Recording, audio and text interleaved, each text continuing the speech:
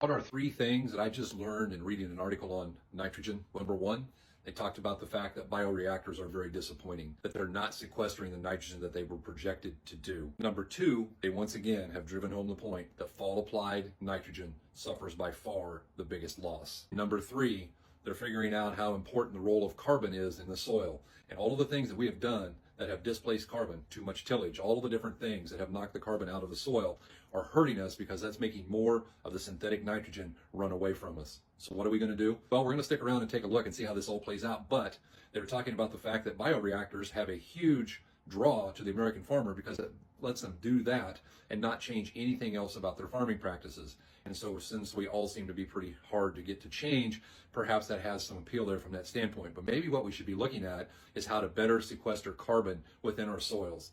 If we're going to make a difference in this deal, what are we going to do differently? Number one, maybe we don't apply any fall nitrogen.